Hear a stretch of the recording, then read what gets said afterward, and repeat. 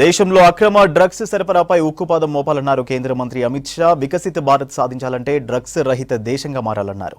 ఢిల్లీలో రాష్ట్రాలు కేంద్రపాలిత ప్రాంతాల యాంటీ నార్కోటిక్స్ టాస్క్ ఫోర్స్ అధికారుల జాతీయ సమావేశంలో పాల్గొన్నారు.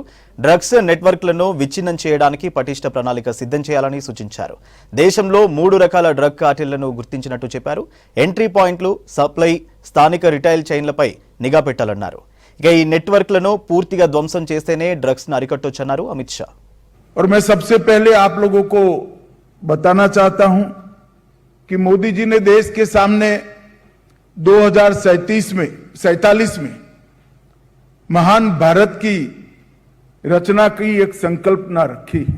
ऐसा भारत जो हर क्षेत्र में समूचे विश्व में सर्वप्रथम होगा, ऐसा भारत जो पूर्णतः विकसित होगा, ऐसा भारत जिसकी सुरक्षा की दीवारें इतनी अभेद होगी कि जिसको लांघने की कोई कल्पना ही न कर सके। अगर ऐसे भारत की रचना करनी है तो हमारी युवा पीढ़ी को ड्रग के दूषण से बचाना बहुत जरूरी है, क्योंकि किसी भी महान राज्य की संकल्पना, इसकी नींव उस देश की युवा पीढ़ी होती है। अब हमारी लड़ाई ड्रग का खुदरा व्यापार करने वालों को पकड़कर ड्रग के व्यापार को कम करने की जगह 3 प्रकार की कार्टेल, एक तो देश के सभी एंट्री पॉइंट पर जो कार्टेल ऑपरेट करती है वो, दूसरा एंट्री पॉइंट से राज्य तक वितरण की कार्टेल है वो, और तीसरा राज्यों में जो पान की दुकान तक या नुक्कड़ पर पुड़िया बनकर बेचने तक की एक कार्टेल है वो।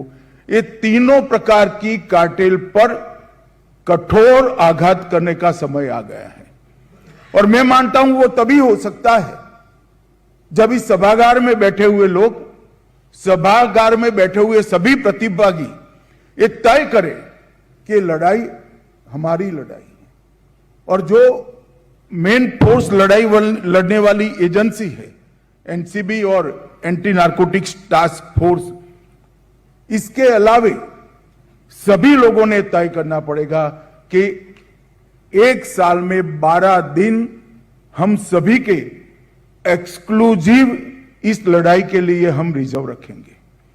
विदेश में बैठकर यहां ड्रग का व्यापार का काम करने वाले लोगों को हमारी कानून की नेट में लाने का सीबीआई ने इसके लिए बहुत अच्छा काम किया है।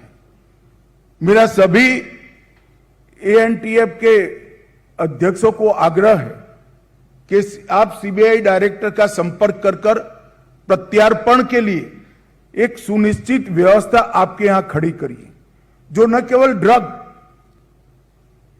टेररिज्म से लेकर गैंगों से लेकर सभी चीजों के लिए काम में आएगी, परंतु ये बेहद जरूरी है। और जिस तरह से प्रत्यार्पण जरूरी है, इसी प्रकार से प्रैक्टिकल अप्रोच से निर्वासन भी जरूरी है।